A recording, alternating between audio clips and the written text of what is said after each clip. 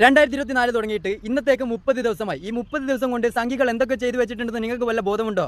അതൊക്കെയാണ് നമ്മുടെ ഇന്നത്തെ വീഡിയോ. നമ്മളൊക്കെ റോഡിലൂടെ സഞ്ചരിക്കാറുണ്ട്. സഞ്ചരിക്കുന്ന സമയത്ത് റോഡിന്റെ സൈഡിൽ ഓരോ കല്ല് കാണാറില്ലേ? ആ കല്ലിനെ ആരാധിക്കുന്ന ആരെങ്കിലും നിങ്ങൾക്കറിയോ? അറിയാൻ സാധ്യത കുറവാണ്. എനിക്കറിയാം. ഞാനൊരു വീഡിയോ കാണിച്ചു തരാം. ഇങ്ങനെയൊക്കെ ചിന്തിക്കാൻ കഴിവുള്ള ആളുകളുള്ള രാജ്യത്താണല്ലോ ഞാൻ ജനിച്ചതെന്ന് ആലോചിക്കുമ്പോൾ എനിക്ക് തന്നെ നന്നായിട്ട് നാണം വരികയാണ്. നിങ്ങളൊന്ന് ആലോചിച്ച് നോക്ക്, ഊട്ടിയിലേക്ക് 4 കിലോമീറ്റർ എന്ന് ഇത് വെച്ച ബോർഡ്, അതായത് കല്ലിന്റെ ബോർഡ്, അത് കണ്ടിട്ട് അതിനെപ്പോലും ആരാധിക്കുകയാണ് ഇതേപോലത്തെ പൊട്ടന്മാർ.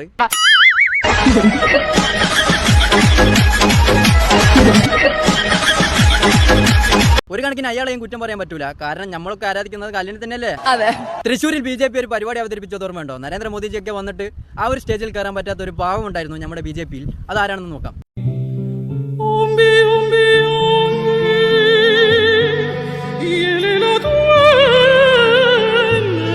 സ്റ്റേജിൽ കയറാൻ പറ്റാത്തത് വേറെ ആയിരിക്കുമല്ല, ഒട്ടകത്തിനാണ്. BJP പരിപാടി അവതരിപ്പിച്ച ആ ഒരു സ്റ്റേജിൽ ചട്ടിമറിയ പോലും ഉണ്ടായിരുന്നു. എന്നിട്ടാണ് നമ്മുടെ ഒട്ടകംജിയെ കേറ്റാതിരുന്നത്. അടുത്ത പ്രാവശ്യം BJP പരിപാടി അവതരിപ്പിക്കുമ്പോൾ തീർച്ചയായിട്ടും നമ്മുടെ ഒട്ടകംജിയെ പരിഗണിക്കണം. കാരണം നിങ്ങൾക്ക് വേണ്ടി വാർത്താ ചാനലുകളിൽ മണ്ടത്തരം വിളിച്ചു പറയുന്ന ഒരാളാണ് ഒട്ടകംജി.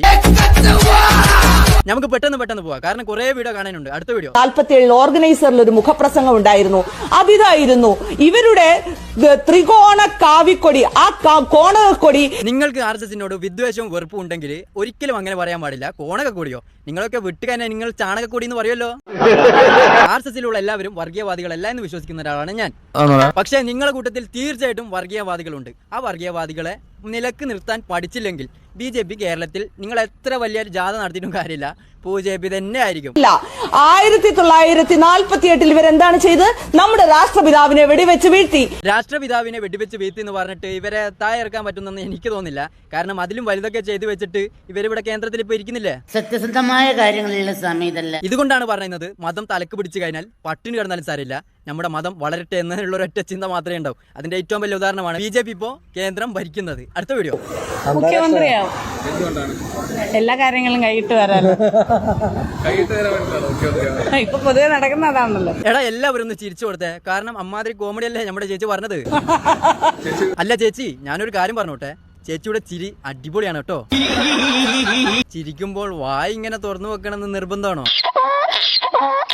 എനിക്ക് തോന്നുന്നത് ചേച്ചി സംഗിണിയാണെന്നാണ്. സംഗിണി അല്ലെങ്കിൽ ചിരി ബോറാണ്, സംഗിണിയാണെങ്കിൽ അടിപൊളി ചിരിയാണ് കേട്ടോ ചേച്ചി. അടുത്ത വീഡിയോ. മോദി വന്നപ്പോഴേ പെണ്ണുങ്ങൾ പൂവാണ്. പെണ്ണുങ്ങള് പൂവാ? എന്താ പറഞ്ഞത്? ഒന്നുകൂടി വെച്ചത്. പെണ്ണുങ്ങൾ പൂവാണ്. മോദി വന്നപ്പോൾ പെണ്ണുങ്ങൾ പൂവാണ് പറഞ്ഞത്. എല്ലാ പെണ്ണുങ്ങളും പൂവരണിക്കോ? എനിക്ക് സംശയമുണ്ട്. പൂവരണിട്ടാവില്ല മോദിയെ സ്വീകരിച്ചത്. ചിരിപ്പിക്കുന്നേ ഗൈസ്. ബാക്കിയൊക്കെ കോടിയുടെ വണ്ടിയും ഇല്ല, AC ഇല്ല, നിന്നുകൊണ്ട് തൊഴുതുകൊണ്ട് ജനങ്ങളുടെ മുമ്പിൽ ഇറങ്ങി വന്നു പിണറായി വിജയൻ, അല്ല മോദി. എന്തെങ്കിലും പറയുമ്പോൾ ഞാൻ ഈ പറയുന്നത് മണ്ടത്തരമാണെന്ന് മനസ്സിലാക്കാനുള്ള ബുദ്ധി പോലും ഇല്ലല്ലോ ഇവന്മാരെ പോലുള്ള സംഘികൾക്കൊന്നും. സഖാവ് പിണറായി വിജയൻ വരുമ്പോൾ 1.5 കോടിയുടെ കാറിലാണ് വരുന്നതെന്നാണ് ഈ സംഘി പറയുന്നത്. അപ്പൊ മോദിജി വരുന്നത് എന്തിലാ? ഒന്ന് ആലോചിച്ച് നോക്കിക്കൂടാ സംഘി? മോദിജി എവിടെ കിടക്കുന്നു, പിണറായി വിജയൻ സഖാവ് എവിടെ കിടക്കുന്നു? ഒന്ന് ആലോചിക്കാനുള്ള ബുദ്ധി ഉണ്ടെങ്കിൽ ഇവന് ഈ വർത്താനം പറയോ? ബുദ്ധി ഇല്ലാത്തതാണ് ഇതൊക്കെ. കണ്ടു കഴിഞ്ഞാൽ തന്നെ അറിയാം. സത്യം എന്നും പറഞ്ഞ ആൾക്കാരെ മുന്നിൽ തൊടേണ്ട കാര്യമില്ല. അടുത്ത് വന്നവരെ ഞങ്ങൾ ആട്ടി പുറത്താക്കി, കടക്ക് പുറത്ത്. ആ ഒരു ഡയലോഗ് ഇവനെ പോലുള്ള സംഖ്യകൾ പറഞ്ഞിട്ട് കാര്യമില്ല. അത് നമ്മുടെ സഖാവ് പിണറായി വിജയൻ തന്നെ പറയണം. ഈ 2 സംഖ്യകൾ ബുദ്ധിയില്ലായ്മ സോഷ്യൽ മീഡിയയിലൂടെ വിൽക്കാൻ വേണ്ടി ശ്രമിക്കുകയാണ്. ഇതൊക്കെ മേടിക്കുന്ന ആരെങ്കിലും പൊട്ടനുണ്ടാവൂടെ? ഒന്ന് ആലോചിച്ച് നോക്കല്ലേ. അപ്പോ അടുത്ത വീഡിയോ. മോദിയുടെ ഗ്യാരണ്ടി. ഈ ഒരു മാസം തന്നെ ഉണ്ടായ സംഭവമാണ്. മോദിജി കേരളത്തിൽ വന്ന് കേരളത്തിലുള്ള എല്ലാവർക്കും ഗ്യാരണ്ടി തന്നിട്ട് പോയിട്ടുണ്ട്. ആ ഒരു ഗ്യാരണ്ടി കേരളത്തിൽ ചെലവാവോ? എനിക്ക് അറിഞ്ഞൂടാ. കണ്ടു തന്നെ മനസ്സിലാക്കണം. ഇലക്ഷൻ അടുത്തില്ലേ? അടുത്താരാ? സുരേഷ് ഗോപി കല്യാണം മുടക്കിയല്ല, കല്യാണം നടത്തിയ. സുരേഷ് ഗോപി കല്യാണം മുടക്കിയല്ല, കല്യാണം നടത്തിയ. സുരേന്ദ്രേട്ടൻ തന്നെ സുരേഷ് ചേട്ടൻ എനിക്ക് പുതിയ ഇരട്ടപ്പേര് ഇട്ട് കൊടുത്ത്. എന്തായാലും ആ ഒരു സങ്കടം കൊണ്ട് സുരേഷ് ചേട്ടൻ മാതാവിന് കിരീടം പോലും ഇട്ട് കൊടുത്ത്. എന്നിട്ടും നടന്നില്ലല്ലോ. സുരേഷ് ചേട്ടൻ മാതാവിന് കിരീടം ഇട്ടുകൊടുത്ത് കണ്ടപ്പോൾ സംഘി വിരോധികൾ എല്ലാവരും കൂടി ഒരു വീഡിയോ കുത്തിപ്പൊക്കി. ഛത്തീസ്ഗഡിലെ നാരായൺപൂർ സ്കൂൾ വളപ്പിലെ പള്ളി അക്രമി സംഘം തകർത്തതിൽ അത് നോർത്ത് ഇന്ത്യൻ സംഘികളല്ലേ? അത് നോക്കിയിട്ട് കാര്യമില്ല. കാരണം നോർത്ത് ഇന്ത്യയിൽ വേറെ അജണ്ട, കേരളത്തിൽ വേറെ അജണ്ട. അതാണ് സംഘികൾ. ഇത് കണ്ടുകൊണ്ട് ഒരാൾ ജയ് ശ്രീറാം പോലും വിളിച്ചു. കണ്ടില്ലേ? ജയ് ശ്രീറാം. ഈ ജയ് ശ്രീറാം വിളിക്കുന്ന എല്ലാവരും സംഘികളാണെന്നാണ് എല്ലാവരും ധരിച്ചു വെച്ചിട്ടുള്ളത്. അതിൽ എത്ര സത്യാവസ്ഥ ഉണ്ടെന്ന് എനിക്ക് അറിഞ്ഞൂടാ. അറിയുന്ന ആരെങ്കിലും ഉണ്ടെങ്കിൽ കമന്റ് ചെയ്യുക. അതിന്റെ ഇടയ്ക്ക് ചിത്രവെച്ച് ഒരു വിവാദത്തിൽ പോയി പെട്ട്. ഉച്ചയ്ക്ക് 12:20 ശ്രീരാമ ജയരാമ ജയ ജയ രാമ എന്ന രാമമന്ത്രം ജപിച്ചുകൊണ്ടിരിക്കണം എല്ലാവരും. നിങ്ങളൊരു സെലിബ്രിറ്റി ആണെങ്കിൽ ഒരിക്കലും നിങ്ങളുടെ മതത്തെ പറ്റിയും രാഷ്ട്രീയത്തെ പറ്റിയും സംസാരിക്കാതിരിക്കുക. കാരണം നിങ്ങളെ സപ്പോർട്ട് ചെയ്യുന്ന ആളുകളെക്കാൾ കൂടുതൽ വിമർശിക്കുന്ന ആളുകളായിരിക്കും സോഷ്യൽ മീഡിയയിൽ ഉണ്ടാവാൻ. അതൊരു ചരിത്രമാണ്. ചരിത്രം കണ്ടതിനെ കൊണ്ടാണ് ഞാൻ പറഞ്ഞത്. അങ്ങനെ ആരൊക്കെ പറഞ്ഞിട്ടുണ്ട് അവരൊക്കെ അനുഭവിച്ചിട്ടുണ്ട്. അതുകൊണ്ടാണ് പറഞ്ഞത്. ഒരിക്കലും ചെയ്യാതിരിക്കട്ടാ. അല്ല, പിണറായി വിജയൻ BJP ആവുന്ന ആണ് എന്റെ പ്രതീക്ഷ. പിണറായി വിജയൻ BJPയോ? കാക്ക മലന്ന് പറക്കുന്നല്ലോ അല്ലേ? കാക്ക മരുന്ന് പറക്കുന്നതും പിണറായി വിജയൻ BJP ആകുന്നതും ഒരേ ദിവസമായിരിക്കും. അത് ആ പേടി പേടിക്കണ്ട, അതൊന്നും നടക്കൂല. കേരളത്തിൽ ആരും ചാണകം തിന്നണവരില്ല. കേരളത്തിൽ ചാണകം തിന്നുന്ന ആളുകൾ ഉണ്ടോ ഇല്ല എന്ന് എനിക്ക് അറിഞ്ഞൂടാ. അങ്ങനെ ഉണ്ടെങ്കിൽ ഒരിക്കലും നിങ്ങൾ അങ്ങനെ ചെയ്യാതിരിക്കുക. കാരണം ചാണകം തിന്നു കഴിഞ്ഞാൽ ഉള്ളത് നശിച്ചു പോകും, അല്ലെങ്കിൽ തന്നെ ഇല്ലാത്തത് നശിപ്പിക്കണ്ട വെറുതെ. അടുത്തത് നമ്മുടെ സംഘി ഗവർണർ. ഇതിന്റെ ഇടയ്ക്ക് വല്ലാതെ ട്രെൻഡായിരുന്നു. റോഡിലൊക്കെ കുത്തിയിരുന്ന് വെള്ളം കുടിക്കുന്നത് കാണിച്ചു തരാം.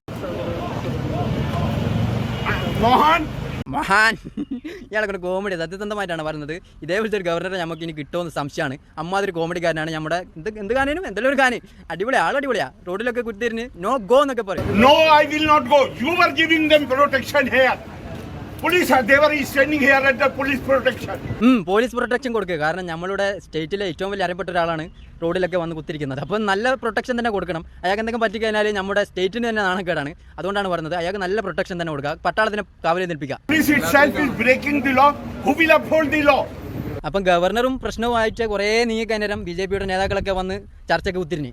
സംസ്ഥാനത്തിന്റെ തലവനായിട്ടുള്ള വ്യക്തി ഗവർണർക്കെതിരായിട്ട് പ്രയോഗിക്കാനാണ് മുഖ്യമന്ത്രി ശ്രമിച്ചുകൊണ്ടിരിക്കുന്നത്. ശ്രമിക്കുമല്ലോ. RSSന്റെ അജണ്ട കേരളത്തിൽ നടപ്പാക്കാൻ വേണ്ടി ശ്രമിക്കുമ്പോൾ സഖാവ് പിണറായി വിജയന്റെ സർക്കാർ തീർച്ചയായിട്ടും എതിർക്കും. കാരണം നിങ്ങളുടെ അജണ്ട വർഗീയത ആണെങ്കിൽ ഇവരുടെ അജണ്ട വർഗീയത എതിർക്കുക എന്നാണ്. തീർച്ചയായിട്ടും സഖാവ് പിണറായി വിജയന്റെ ആ പോലീസുകാരും അവരുടെ പാർട്ടിക്കാരും കൂടിയിട്ട് വർഗീയത എതിർക്കും. അത് തന്നെയാണ് ഇവിടെ സംഭവിച്ചുകൊണ്ടിരിക്കുന്നത്. അതാണ് ഞങ്ങളുടെ കുടുംബത്തിന്റെ മഹിമ. അപ്പൊ സവാളേട്ടൻ പുതിയൊരു പരിപാടി തുടങ്ങിയിട്ടുണ്ട്, കാണിച്ചു തരാം. BJP സംസ്ഥാന അധ്യക്ഷൻ K. സുരേന്ദ്രൻ നയിക്കുന്ന NDAയുടെ കേരള പദയാത്രയ്ക്ക് ഇന്ന് കാസർഗോഡ് തുടക്കം. അപ്പൊ സവാളേട്ടാ, ഈ പദയാത്രയെ കുറിച്ച് എന്താ നിങ്ങൾക്ക് പറയാനുള്ളത് എന്ന് പറഞ്ഞ്. കോടാനുകോടി ജനങ്ങൾക്ക് നരേന്ദ്രമോദിയുടെ ഗ്യാരണ്ടി, ഇതിനോടകം അവർക്ക് അവരുടെ ജീവിതത്തിന് സൗഭാഗ്യങ്ങൾ നൽകിയിട്ടുണ്ട്. നരേന്ദ്രമോദിയെ മുൻനിർത്തിക്കൊണ്ട് സുരേന്ദ്രേട്ടൻ നടത്തുന്ന പരിപാടിയാണ് കേരള പദയാത്ര. അപ്പോൾ ഒരു പദയാത്ര നടത്തിയത് നമ്മൾ കണ്ടതാണ്. നൊരേം പദയൊക്കെ വന്നിട്ട് കോമഡി ആയി പോയിട്ടുണ്ട്. അതേപോലെ നാളെ ആദരിക്കട്ടെ എന്ന് ആശംസിക്കുന്നു. അപ്പോൾ ഇതിൽ നല്ല വീഡിയോ നമുക്ക് വീണ്ടും കാണാം. ഫോളോ ചെയ്യാം.